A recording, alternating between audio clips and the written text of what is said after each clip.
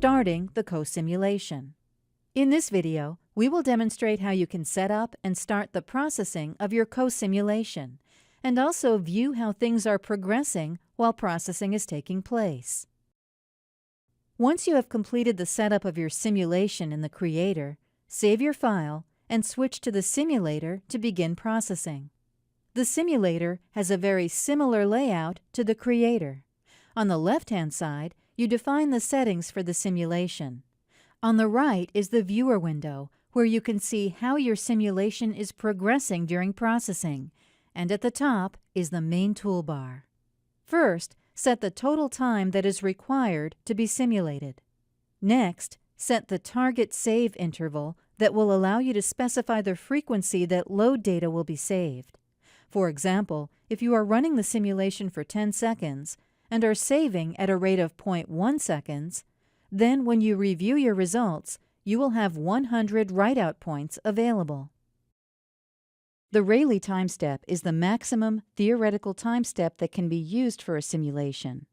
It is calculated based on the material properties used and the minimum sphere size that is present in your simulation setup. To ensure stability in most industrial applications, we recommend that you set the time step to be 20% of the Rayleigh time step. It is possible to go higher than this in some scenarios. However, you should never exceed 40%, as you will begin to observe mathematical instabilities within your system. The simulator grid is used as part of the computation algorithm to help determine where contacts are taking place within the simulation domain. The grid cell size is based on the size of the smallest surface that is present in your simulation, which is known as the R-min value.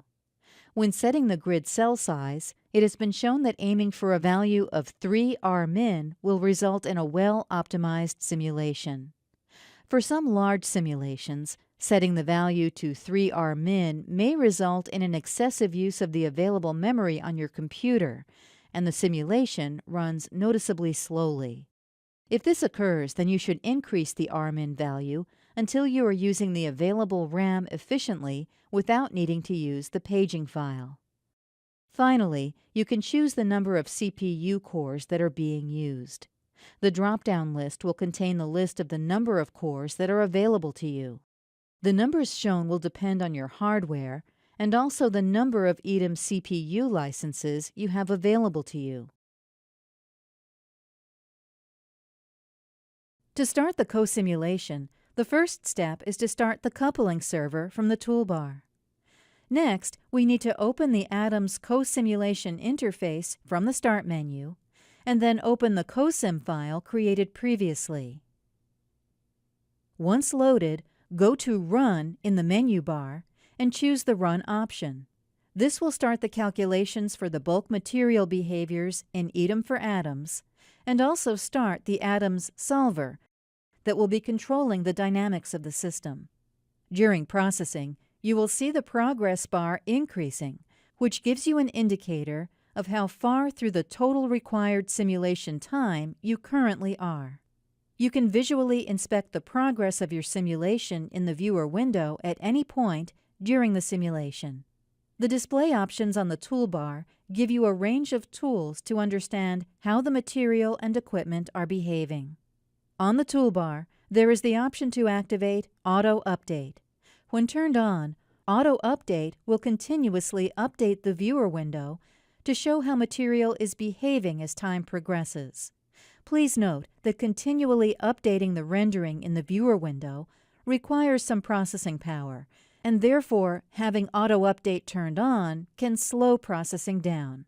Instead, you can turn Auto Update off and still check how your simulation is progressing by selecting Refresh Display. The viewer window will then update to show the status of the simulation at that point in time. You can stop a running co-simulation by pressing the Stop Coupling Server button. However, you will not be able to continue the simulation without rewinding time back to 0. If you are running non-coupled simulations, for example to create a bed of material, then you can stop and restart your simulation at any time. Once the requested total simulation time is reached, a window will appear to let you know that the simulation is complete. From this point, you can then switch to the Analyst to review your results.